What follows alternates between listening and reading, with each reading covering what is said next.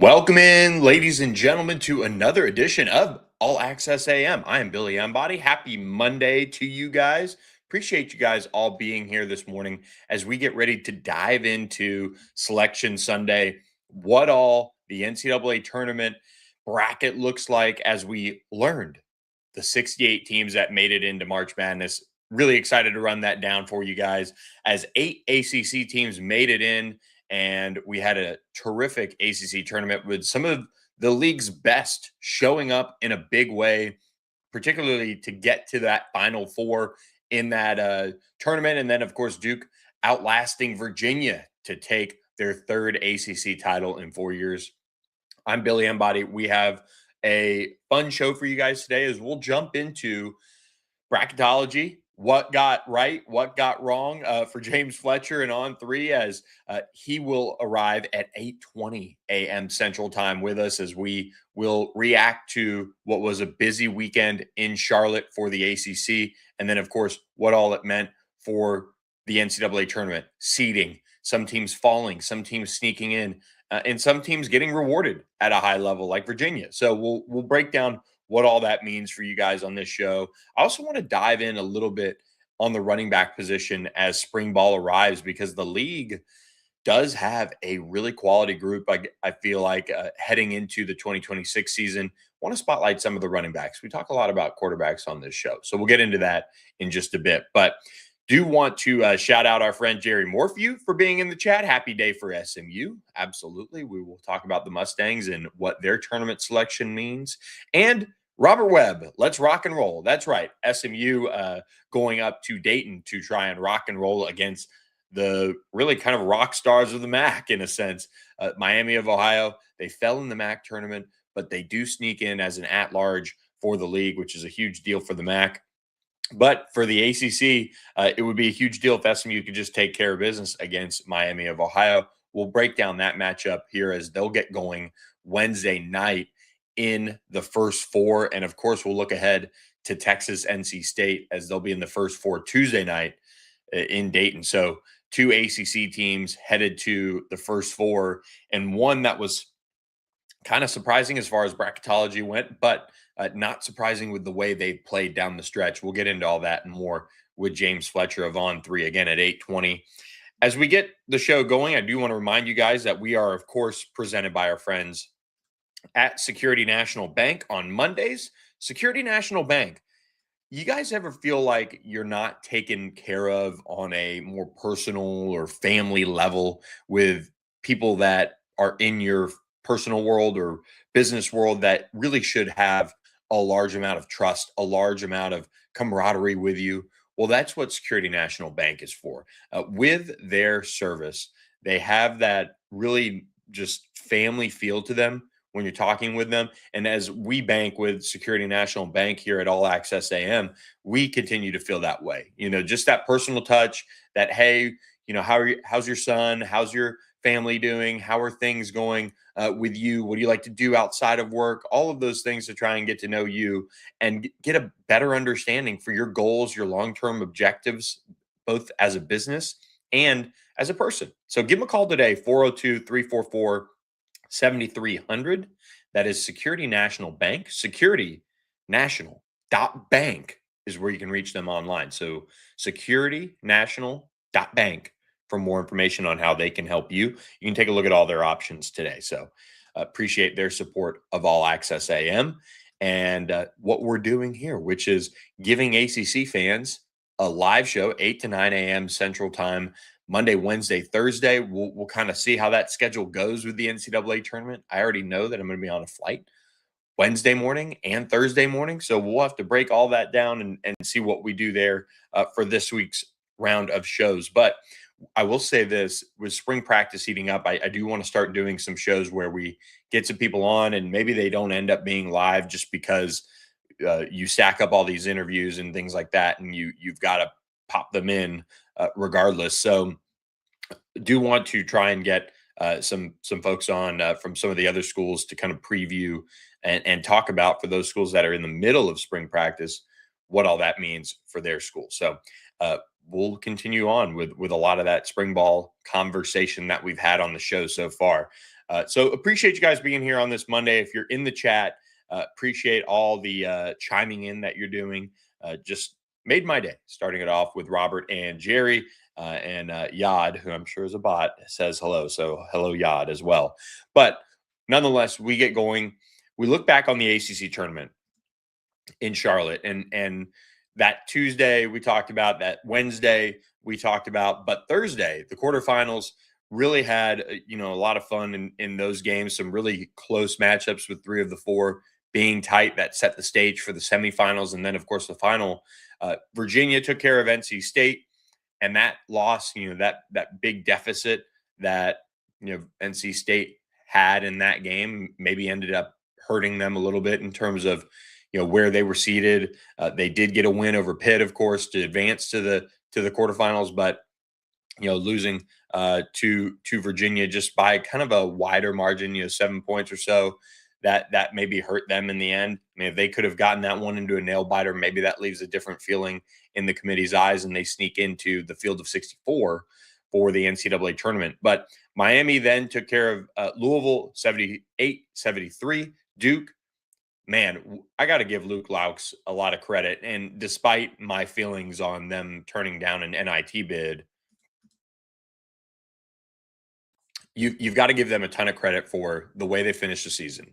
And FSU is just a team that I think when you're buying stock in the ACC, you have to buy stock in FSU basketball right now. Just the program that they've assembled in year one, the way they've turned that ship around as they've gotten into the league, and then the way they finished and being able to beat a Cal team that was a bubble team at one point for the NCAA tournament.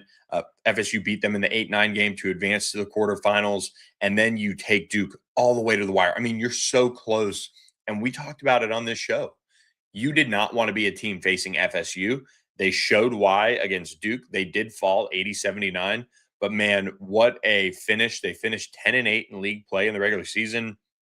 They finished 18-15 overall, 10-3 in their final 13 games of the season, but they will not be playing in the NIT, which I think as you're building a program, sometimes that could be a springboard for you, but they're ultimately going to decline that and focus on roster retention, roster building, and get the second year under Luke Laux teed up and ready to roll there in Tallahassee. So I think for the NIT, that's a loss. I think FSU could have gone deep into it the way they're playing. And they have a lot of work to do, though. 6 departing seniors off that roster, including a fan favorite on the show here, Robert McCray V. The transfer portal window begins April 7th, and Luke Laux and his crew, they have a lot to do leading up to that. And there's a lot of contracts and roster moves that you've got to make in today's day and age of college basketball. So I wonder one day what the NIT is going to become. That's a conversation for another day, but just a lot of credit to FSU for what they've been able to do this season, finishing strong in league play. You get to North Carolina, Clemson, another close one, but Clemson able to take down the 4 seed UNC, again, 80-79, kind of a theme here. And for UNC, I mean, their season was just so interesting, and obviously the loss of Caleb Wilson is certainly going to make an impact there. I mean, there's no doubt about that. But it was a bit of a reality check for the Tar Heels. Losing that game to Clemson, a team that hadn't played well down the stretch and kind of been all over the place, all over the map, and they lose their first matchup in Charlotte, and they had gotten the double bye into the quarterfinals. And so UNC didn't have a chance to really do much of anything, of course, in Charlotte by losing that game. And that hurts. There's, no doubt about that. They would have had a chance to at least show a little bit, as far as proving that without Caleb Wilson, they're going to be, a different team, or they're going to be a team that, the committee should reward. But nonetheless, they make the NCAA tournament as a 6 seed. But losing to Clemson the way they did, I think just cost them in a big way. And it's going to be a tough challenge for them as they get into the NCAA tournament and take on VCU, a pesky VCU team as an 11 seed. and we'll see kind of how that goes for UNC. But they were unable to get past Clemson in that first game. And again, it just kind of goes back to what team is UNC now that Caleb Wilson is not on that roster. He's done for the year. That's a really, really difficult loss to overcome, but that's why they pay Hubert Davis the big bucks. It's going to be a difficult um, challenge now for them. So they've got to circle the wagons. They've got to get on the right side of things. But that was just too deep of a hole for them to overcome it. And they tried to overcome that huge deficit they built themselves, and just too much. You can't do that against Clemson. You really can't spot them a lot of room because they are so deep. They can kind of roll their lineup, and they play so hard. I feel for Clemson. Carter Welling with his torn ACL as well. That's another team that, as you enter the NCAA tournament, is going to look so different. And again, he's your 6'11" big man who was averaging double figures and grabbing 5 or so rebounds a game. That is a big loss for Clemson. So the ACC as a whole is in a spot right now where SMU's hopeful they'll have BJ Edwards back, but UNC doesn't have Caleb Wilson, nor not NC State, Louisville. What are they going to look like with or without Michael Brown? Are they going to have him? Because they lost to Miami. They just were able to overcome not having Michael Brown against SMU in the second round of the ACC tournament, and really that was another one for SMU that slipped through their fingertips. So there's a lot of injury concerns, and then of course Duke, Pat Ngungba, who we'll talk about, and John Shire was optimistic about where he's at from a progress perspective, but not having Isaiah Evans, not having Pat Ngungba, sorry guys, for that potentially first round or round of 32 matchup. Those are big things when it comes to postseason play, and when you don't have some of those key players, it's going to make a difference. It's going to impact your roster, no matter how you want to view it. So before we kind of keep going on the ACC tournament, do want to remind you guys now that March Madness is here. Our friends at Sportsmo can absolutely deliver you more March Madness experiences by helping your favorite college team get to the NCAA tournament. That's by Sportsmo's incredible ability to fund your college program's athletic department, paying for your players. That is what Sportsmo is all about. You can make micro donations. You can bet head to head against friends, whether they're opposing teams or whatever. You can do all that. You can throw some money on it for the NCAA tournament. Do all of that. Because guess what? If you win, you're able to donate it right to the school's athletic department. It goes right to it. It's also tax deductible. So make sure you download the Sportsmo app today and get locked in for March Madness today, and start making those micro donations. Huge opportunity here for you as a fan of an NCAA tournament team in particular to make an impact on your roster today. College basketball hits different with Sportsmo. You tap, they score. You pledge, they drop a 3. You give as a group, they win as a team. At this point, you're not watching a game, you're in it. Download the app, fund your wallet, and get in the game. Download Sportsmo. Power the play. That's right, Sportsmo. We appreciate their support of All Access AM. We'll have James Fletcher on in about 5 minutes, but by then we should be wrapped up on our recap of the ACC tournament. We moved to the semifinals. Virginia takes down Miami, a dominant performance by the Hoos, as they win 84-62 to punch their ticket to the championship game. Duke beat Clemson, again, double figures, kind of a ho-hum semifinal round as Duke wins 73-61 over Clemson. Again, Clemson without Carter Welling. Miami just kind of in a different spot right now. First time head coach, and Virginia was clearly on a mission in this ACC tournament. And of course, because of that, delivered an incredible ACC championship game. Duke and UVA were battling it out. It was an absolute war for these two teams to deliver that type of an ACC championship game. It was tied up with a few minutes to go, but too much Duke down the stretch. They just pulled away. They made the plays that they needed to. As really, it was just one of those great ACC championship games. But another fantastic outing by Cam Boozer, Isaiah Evans, who I mentioned earlier. He's back. Not injured. I forget who the other Duke point guard is that got hurt, but 20 points for Isaiah Evans. He was outstanding, 4 of 8 from deep. But Cam Boozer, Caden Boozer, both in double figures. What a moment! Caden Boozer played all 40 minutes and really helped that Duke offense go as they lost their point guard to injury alongside. They lost Caleb Foster. Sorry about that, not Isaiah Evans. So with Caleb Foster and Pat Ngungba out, that's a big situation to watch unfold in the NCAA tournament. But Caden Boozer stepped up again, all 40 minutes. That's outstanding. That's really hard to do against a Virginia team that, again, relies on depth. They have seems like 9 guys that play in double figures every night. Nobody plays more than 30 minutes. Malik Thomas topped out at 30. But this Virginia team is just so intriguing because when you look at what they could do in the NCAA tournament, you have a lot of players who have invested a lot in coming to UVA and playing for Ryan Odom and getting that program back to the level that you'd expect UVA to be at. But, who's going to be the star? Who's going to take over? Who's going to become a one shining moment type of player? That's what I'm interested to see as the NCAA tournament unfolds. But nonetheless, they play so hard for that program, and they looked like a completely different team than they did having played at Cameron Indoor at the end of February, where they got blown out, wasn't really competitive.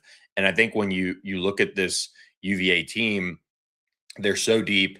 They've got to be able to ride that. They've got to be able to find that way to make that move as a program in the NCAA tournament under Ryan Odom. And so the way they just have that depth, it's a great story for league play. I'm intrigued to see how that goes in the NCAA tournament. Is it something where they can hit you with waves, because they're going to face Wright State, and I think they'll be fine, in that first round game. But when you see them, as far as having that star power, that player that can take over, that's a concern I have for this team going into the NCAA tournament. But Duke was just too good.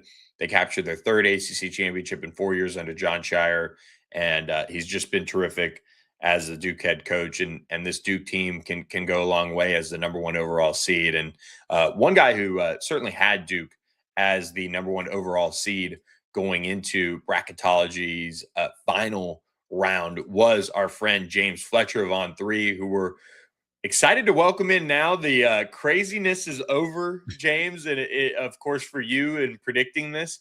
But how did you feel it went overall for yourself? Let's do a self-reflection to start things off.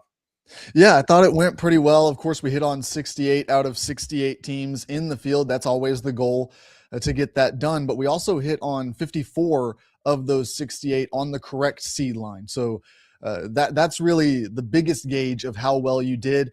And really beyond anything, what I was the most proud of and what I think is the best indication of how we did was that we did not have a single team in the entire field. Like, we hit on all of them, and no teams were 2 seed lines off of where they ended up in the selection committee's eyes. So we were able to gauge pretty well where these teams were going to land.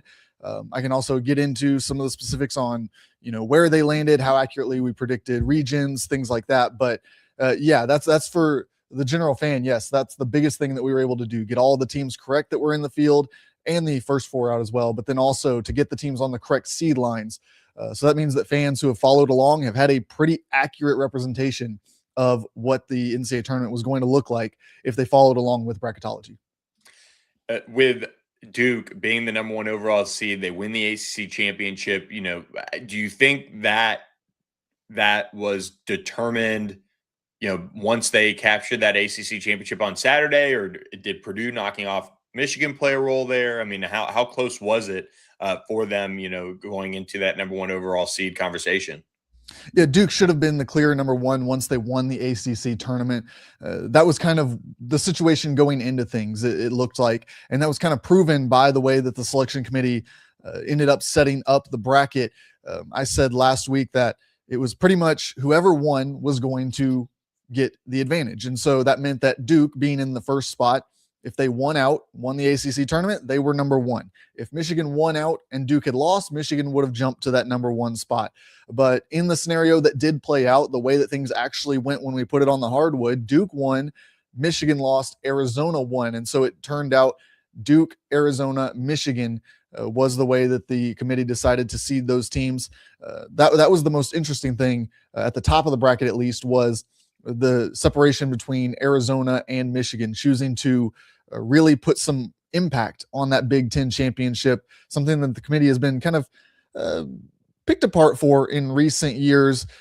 Do they really take into account those Sunday results? Do they have a tangible impact on the bracket? This committee went out of their way to say, yes, we do value all the way through the wire. We are going to take every result into account. Let me ask you this. You released the seed list, and there's been some controversy around this. We flip all the way to the end of the bracket. We'll go back to Duke at some point. Miami of Ohio on the seed list is behind Texas, NC State, SMU. The NCAA Tournament Committee Chair, Keith Gill, said that Miami of Ohio was above all of those teams in the first four. What are we going to get the right answer here? Because CBS said it, that Miami of Ohio was the last team in, and I was like, oh, wow, okay, all right. So SMU, NC State weren't the last teams in, Texas was in, and then the committee chair comes around and says it, and now we've got the seed list and all of those things saying Miami of Ohio is the last team in. What say you? Right. So we did get clarification last night from Keith Gill on a teleconference. He did explain, kind of break down further that situation. What happened is that what had happened was yes, that's really it takes a little bit of explaining here. The way the selection committee works is that each team has to create a certain amount of support in that room. Once you get a certain number of votes that you are worthy of an NCAA tournament spot, you are in the field. You cannot be taken back out of the field. So once they vote on you and you are in the field, you are there. They can't go back and say, oh, actually, well, we think that 4 more teams that we're still debating should go in. So let's look at the teams that we already put in. Let's see if we want to take one of those out. So that's what happened here. Miami, Ohio had support to enter the NCAA tournament before Texas, NC State, and SMU. At least they met the threshold of the number of committee members that needed to support them. And so they were in the field. They were not the last team that was selected into the field. However, once they scrub the data, which basically means that they run it through their algorithms, they update the net rankings, wins above bubble, all the metrics that they look at, and then they evaluated the full NCAA tournament field, they did determine that Miami, Ohio's resume among those where they should be seated was the lowest of those 4, but they already had the support to be in. So they were not the last team put into the field, but they are the lowest ranked team in the field. Got it. That is helpful. That helps out the common fan a lot as they look at this and they're like, all right, tell me how it is. What was the most is the first 4 pretty accurate for you? I know all 68 teams nailed by On3 in terms of bracketology, but is that first 4, is that an accurate group like that you feel like is the best first 4 or the most accurate first 4? I thought that it was a very accurate first 4. The only thing that I really had flipped was NC State on the 10 seed line. Would have had probably Missouri be the team that I kind of tended to knock down into that conversation, but clearly they did like Missouri's wins above the bubble metric. That played a big role in their kind of leap above that last 4 in. And with NC State, you really can't argue too much with their process in dropping them to this category. Ultimately, what ended up happening is NC State was not dinged, but they didn't get the full value of some of their wins because they did face some teams that were dealing with injuries down the stretch in some of their wins. They obviously had some losses that they took down the stretch as well. And so when you take into account that a team is on a losing streak and their only wins that came during that time, SMU without BJ Edwards, Clemson down some players, that ended up knocking them and really made that Missouri resume add up and compare a little bit more favorably against them. That's why they end up down here in that last 4 in. And as far as the first 4 matchups that we've got, let's break those down a little bit. Let's start with Texas NC State. This is a rematch. I mean, the NCAA Tournament Committee, I don't know if they necessarily try all that hard to avoid this stuff, but this has already been settled on the floor. And I'm a little surprised we got dished this matchup versus maybe just flipping SMU and NC State and saying, hey, let's have a little old Southwest Conference rematch. Let's try to get some fans in the building for SMU Texas. And then you've got Miami, Ohio facing off against NC State. And I think 2 coaches that would have been really interesting nonetheless, let alone Sean Miller versus Will Wade.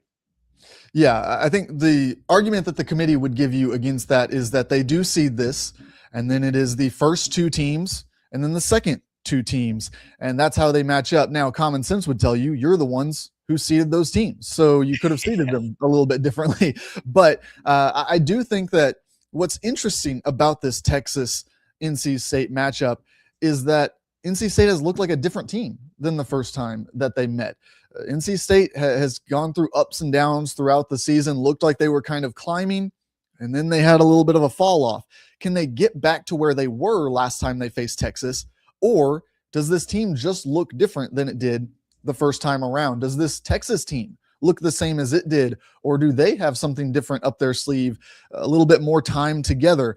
So yes, it is a rematch, but I do think that it is still going to be one of the most intriguing matchups, could be one of the closest matchups we see in this first week here of the SEC or the NCAA tournament. And then SMU versus Miami of Ohio. Miami of Ohio, give a little background for ACC fans that maybe didn't watch the Red Hawks advance to a 31-0 record and do all the things that they did in the regular season. And of course, they missed out. They feel like they left some meat on the bone for sure in the MAC tournament, but still a extremely productive offensive team that has a ton of depth in scoring.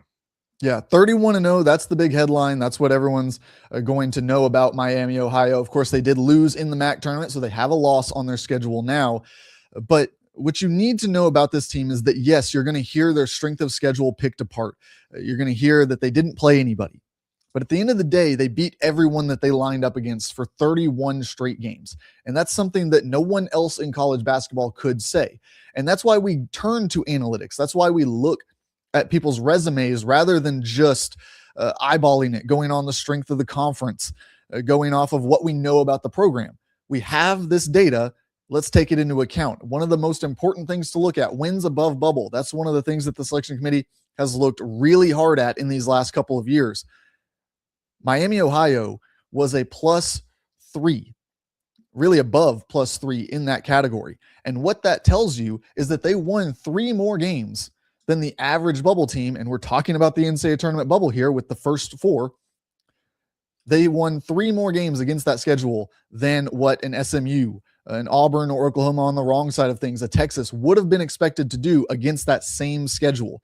And so, yes, you can pick apart the strength of schedule, but consistency is the name of the game here. If you are able to win all of those games, you did something that most teams that are finding themselves in the bubble conversation would not be able to do. And we get to the rest of the NCAA tournament bracket, and let's start with UVA. They end up kind of getting rewarded for, I think, how well they played in the ACC tournament, taking Duke to the wire in that ACC championship on a neutral court. They fell just short. I mean, what a story that would have been if they could have knocked Duke off, but they don't. They land a 3 seed. I mean, they were, for the most part, a lot of people had them as a 4. They get Wright State. I mean, what's your thought on the Hoos and just getting rewarded for, I think, what really the season that they had, but also really the run to the ACC championship? Yeah, I do think they were rewarded. Their analytics continued to tick up throughout that ACC tournament. It wasn't just playing Duke close, but really those few days that they were winning games, they continued to climb up the board. Now, part of that was teams that were losing elsewhere, but part of it was the strength of those performances. And we've talked about it. This is a very consistent Virginia team. This is a Virginia team that I really don't think when you're filling out your bracket that you're too worried about in the first round, maybe not even the second round. It'll depend, of course, on the matchup, but they've just been a consistent force all the way through the season, and they've kept that up, and they kept it up into the postseason. They get rewarded for that, rightfully so. And now here they go into the NCAA tournament with what is a pretty favorable, I would say, path forward into the second weekend. And I would say outside of Duke, UVA, it seems like there's no consistency in the group of ACC tournament teams. I mean, you could say Miami, but kind of disappointing the way they kind of played against UVA in a sense. But really, I mean, a Miami team was very good in year one under Jay Lucas, but they didn't have some of the metrics to really be maybe as high as I thought they could have ended up going. What's your take on Miami? They end up as a 7 seed in the tournament. They're going to have an opportunity to I think their matchup is really interesting. Oh yeah, they got to play Missouri in St. Louis. So it's basically a home game for the Tigers. A tough draw there for Jay Lucas. Yeah, it was a brutal draw there because it comes down to the bracketing principles that they talk about. One of those principles is that the higher seeded team is not supposed to be in a road environment. However, there are other principles that rank above that one. And so that one got tossed out the window to make the rest of the bracket work. Miami ends up having to go to St. Louis and play against Missouri. So not going to be an easy matchup by any means. That kind of adds to the challenge that they're going to face. I do think that they should still be considered a team that can get out of this first round because Missouri, they went on their own skid to end the regular season. They had a chance to lock themselves into the field a little bit more than they did get out of that bubble conversation, and they lost some games down the stretch. This is a team that really hasn't strung together wins since the end of February, rolling into March. So I think that Miami still has an opportunity here. They have the players to get the job done, but it's going to be a really good matchup there. I think that's one of the most intriguing 7-10 games that we have in this bracket. And when you look at Miami, I mean, they've got, I think a pretty good draw there. I mean, even Purdue, I mean, they win the Big 12 or Big 10, I mean, I think Miami can find a way to get by them with their size and what they've built there. If they can, get to that game. That's the hard part about it. It feels like that's just such a tough draw right off the bat. But you look across the ACC and there was a lot of inconsistency down the stretch. And we talked about NC State already, but then you look at a team like North Carolina or Louisville, with some of the injury questions that they have, and Clemson bouncing North Carolina, but oh, by the way, you lose Carter Welling in that game. It's a really difficult spot to be in for the league as a whole. I think watching Clemson is going to be the most interesting one because maybe with their depth, they at least have the ability to weather that Carter Welling storm a little bit as they adjust to life without him in the tournament. Yeah, the Clemson one's going to be really fascinating because, like you said, they're a deep team. They're not a team with a star that sits at the top of the pecking order and just dominates the ball, that dominates the scoring. Very consistent. It's spread out over a bunch of players. Now, that can be a really good thing for you, but it can also be a negative because you don't have that guy to just take over. On the other side of the ball, they have pretty much the antithesis of that theory. Yeah. Bennett Sturts is the Iowa offense. Bennett Sturts is that team. And so if Clemson is able to shut him down, they will have a chance. But this is a team that in Iowa has NCAA tournament experience. It didn't come at Iowa. It came at Drake. But this is the Drake team that everyone for the past 2 seasons has been saying, pick them to go deep in your bracket. They're the Cinderella. They're the team that's going to pull off the upset. It's the same players for the most part with a couple of transfer portal additions here and there and the same coach doing it now at Iowa. So tough matchup for Clemson. You talked about Louisville and UNC there too. Really, I think they fell in just the wrong spot, but the right spot based on what happened, but the wrong spot in terms of you're an injured team. You're trying to figure out what you've got. Is Michael Brown going to be at 100%? What percentage do you need him at for him to make an impact on the game? If you're UNC, you're down Caleb Wilson. And now you got to go face an 11 seed. And those 11 seeds, they've proven to be kind of the new 12 seed in the past few years.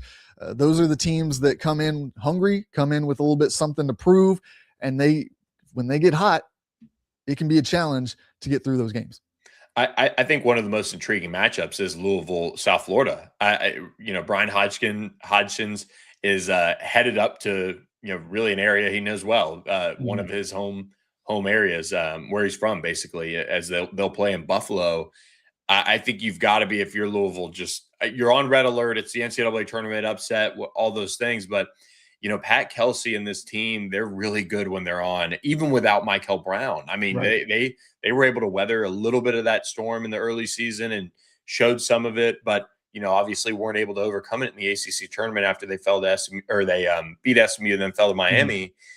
This is a Louisville team that can go a little bit if they can get past this first one against a South Florida team that probably playing with a lot of confidence, but also at the same time, is your coach going to be there next year too? Mhm.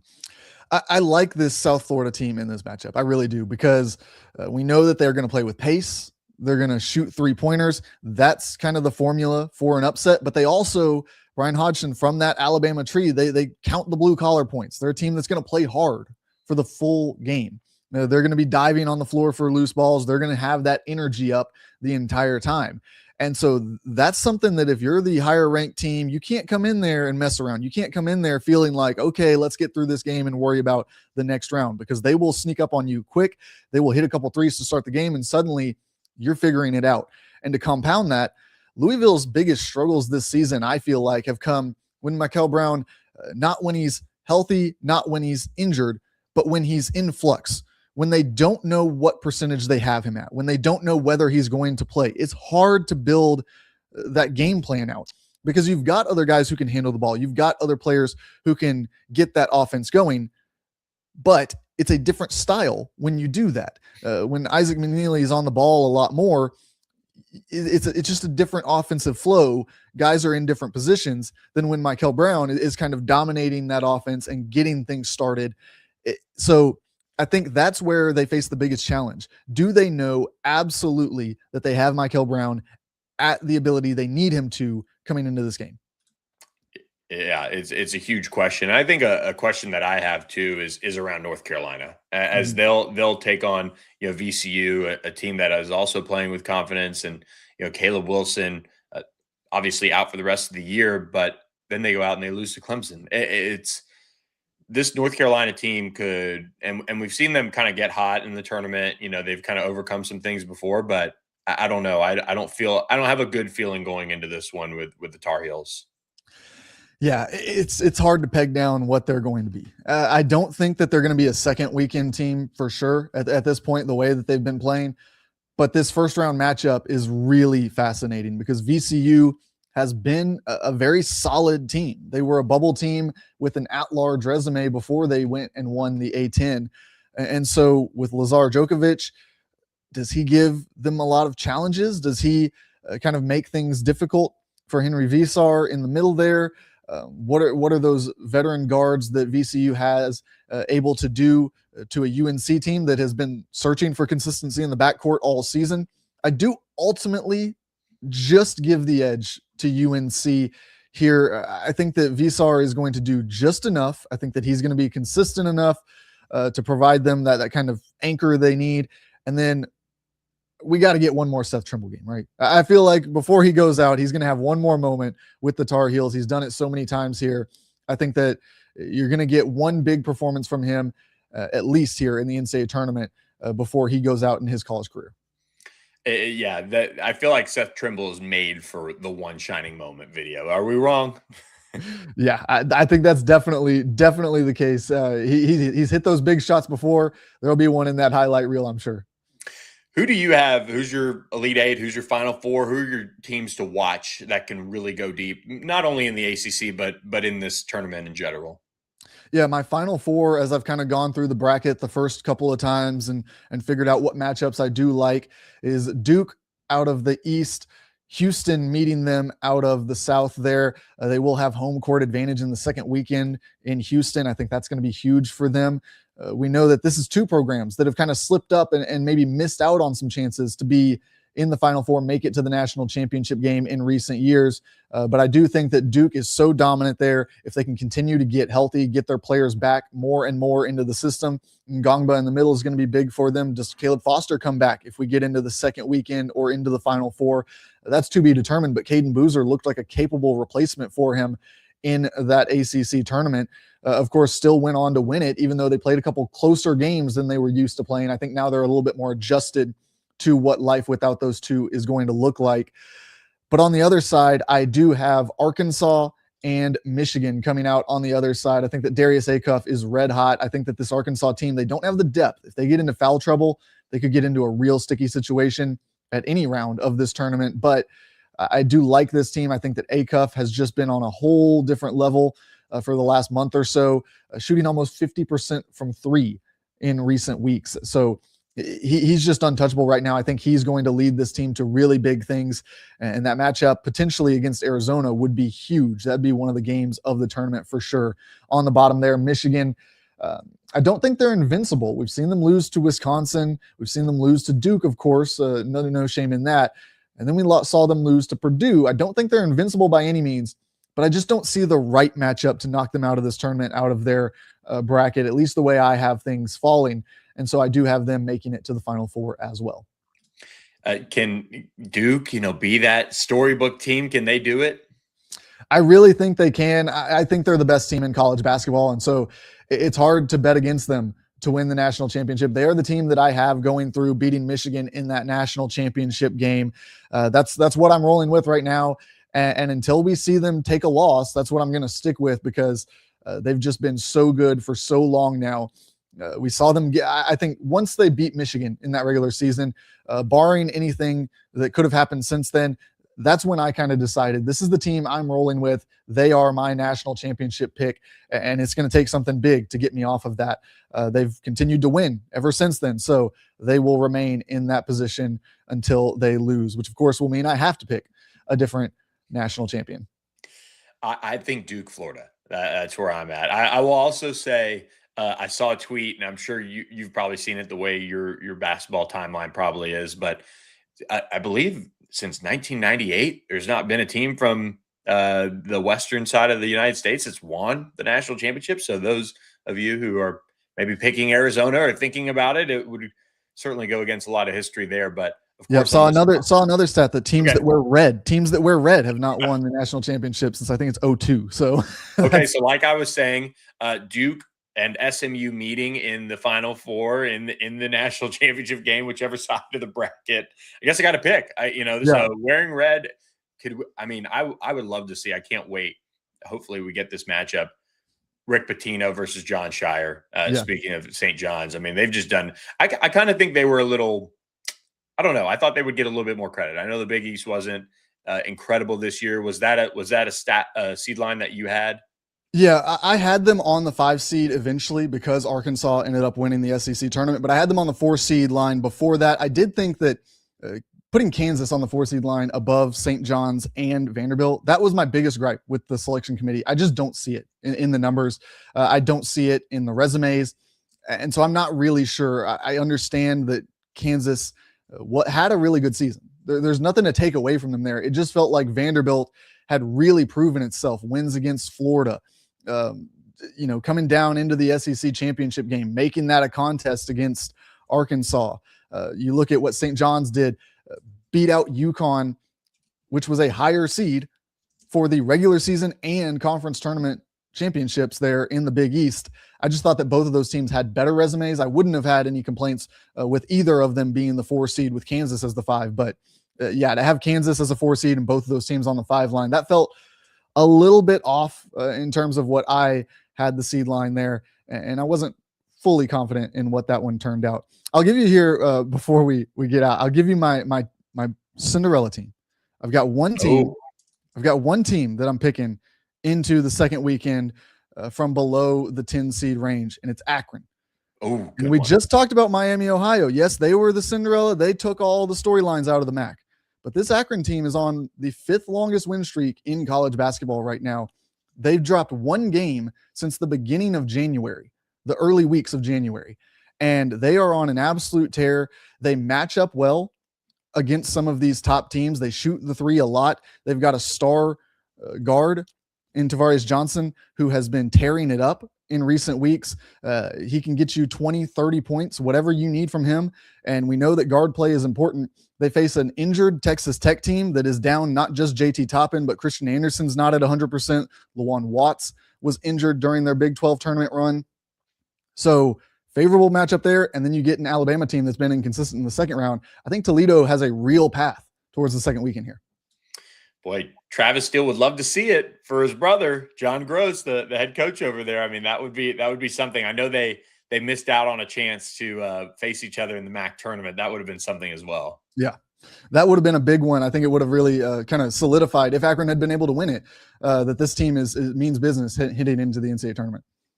No doubt. Well, look, James Fletcher took plenty of your time this morning. Thanks so much for all of the just bracketology and nuggets and all the news you've given us leading up to the NCAA tournament. We look forward to chatting with you more as the tournament unfolds. Enjoy March Madness. Yep. Anytime. Appreciate it.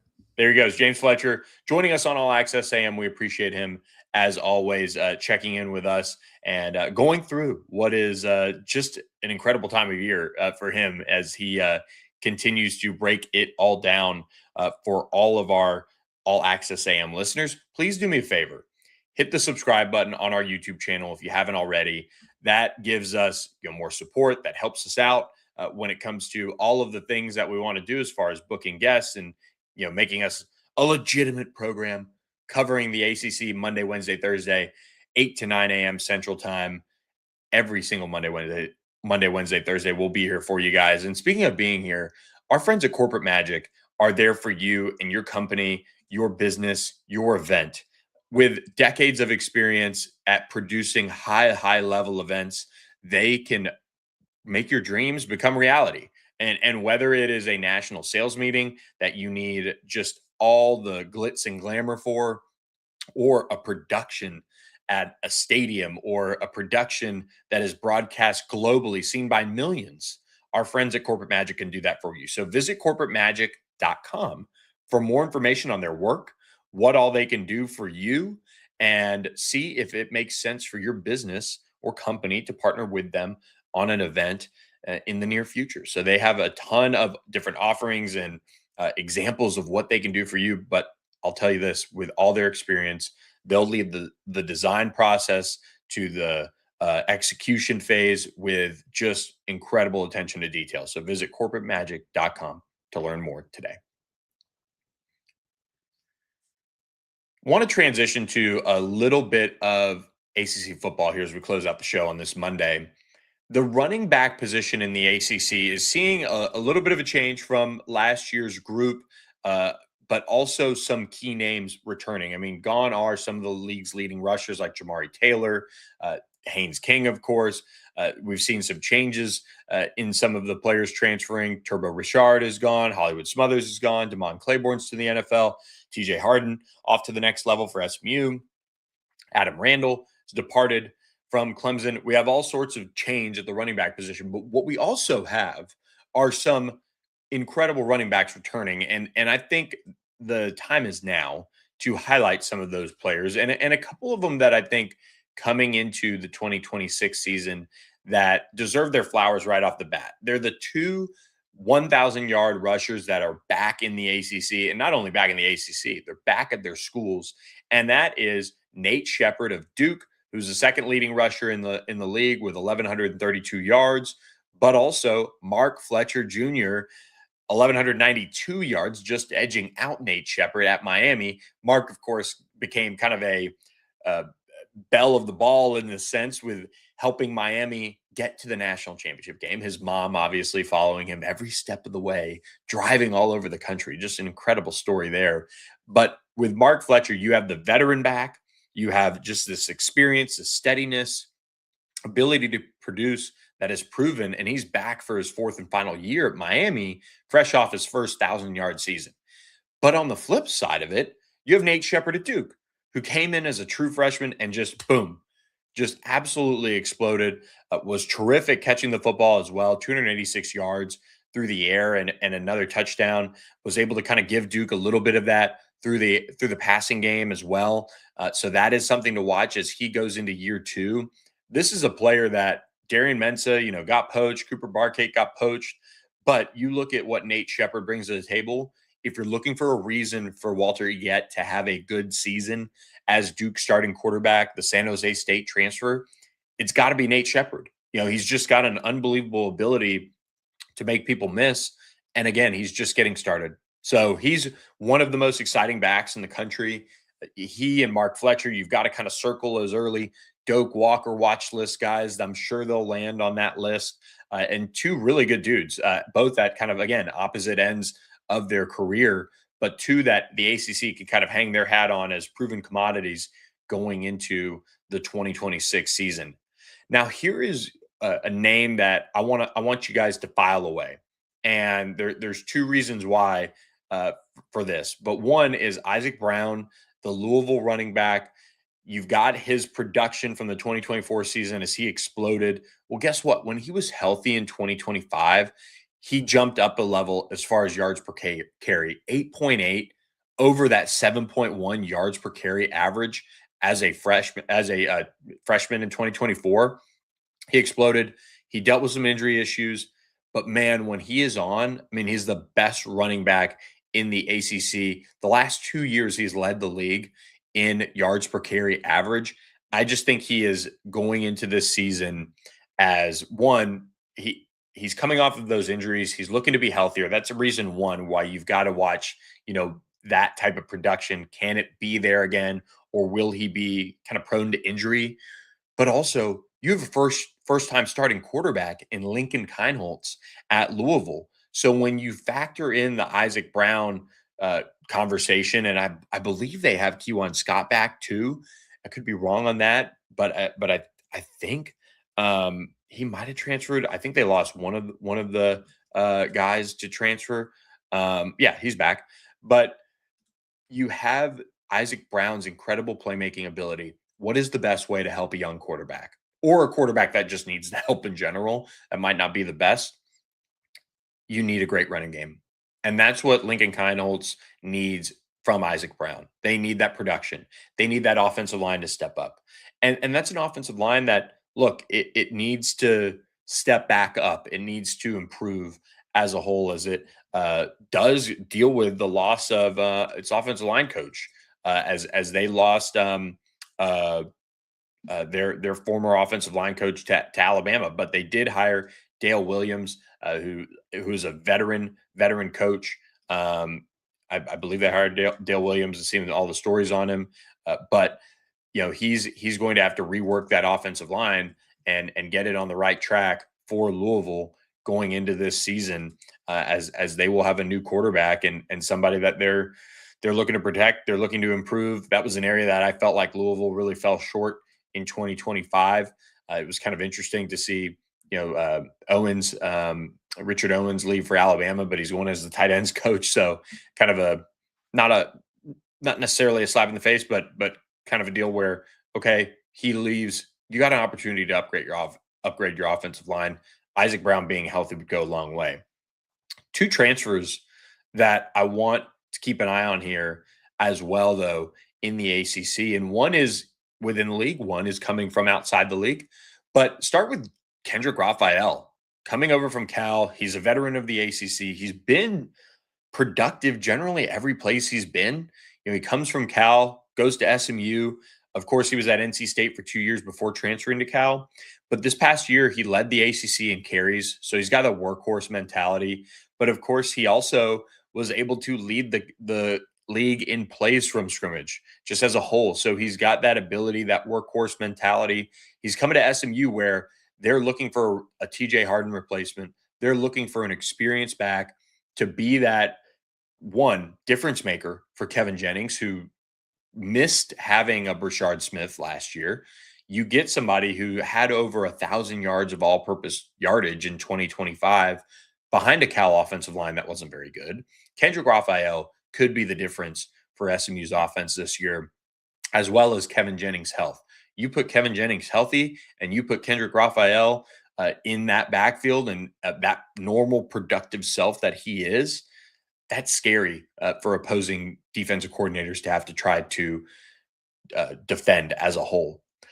Justice Haynes was the big story, though. Kendrick Raphael kind of went under the radar. Justice Haynes going to Georgia Tech from Michigan by way of Alabama is the big storyline as far as transfers into the conference goes. Justice Haynes, he comes from Michigan, 7.1 yards per carry last year. He comes back to, his home area, kind of a program that he certainly has familiarity with. He had 900 plus yards from the line of scrimmage last year for the Wolverines. And Brent Key, with a new starting quarterback, needs this. This is the whole kind of emphasis his program is built on is physicality, being able to run the ball, but they had to do it with Haynes King for the most part last year. And I think that reliance on Haynes King didn't hurt them long term, but it certainly left Haynes King, being a little bit more beat up as a whole. So having Justice Haynes could be a big difference maker for whoever ends up being that starting quarterback for Georgia Tech. Is it Alberto Mendoza? That is what we're going to be watching this spring as Tech unfolds its spring with a new offensive coordinator. Pitt, though, in a key retention piece, did get Kyrian Turner. He is an explosive running back who's from the state of Florida, went all the way up to Pittsburgh. They keep him in Pittsburgh. This is big for Mason Heinschel as he's able to bring in one of the top explosive playmakers back to the ACC. He had over 740. He had 745 yards as a freshman in 2025. Just has that ability to make explosive plays. This is a big retention piece. Keep an eye on him to become maybe that household name in the league. And I think Marcellus Hawkins is somebody who's experienced now, another 750-ish yard rusher. Can James Franklin and that Virginia Tech team rely on him in a big way this season? That's something I'm going to be keeping a close eye on as Marcellus Hawkins returns for this season as well. And kind of splish-splashing around the rest of the ACC, I'm intrigued to see what some of these running backs like Jaden Scott can do at NC State without Hollywood Smothers. He averaged over 5 yards a carry, almost 6. He now gets to be that lead back alongside CJ Bailey, and you bring him into the fold. And on the other side of NC State UNC, they need more from Damon June over there for the Tar Heels. Average 5.5 yards per carry, but just 464 yards of rushing. UNC as a whole, just offensively, they need more. They did not get it as a whole. No rusher was over 464 total yards, which is kind of scary. They did have a couple that they rotated in, but you get him back. Micah Ford at Stanford is an intriguing one. Can Stanford continue to build that offensive line back up where they can run the football? And then, you get somebody in Evan Dickens coming into the league from Liberty. He goes to Boston College. This is where I circle, if you want a dark horse, can BC get back to being physical?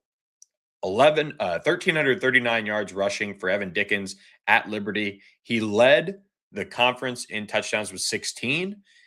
Also, just a really, really experienced back now. So can BC get that out of him? He's got 2 years of eligibility remaining. That is a really strong pickup for BC.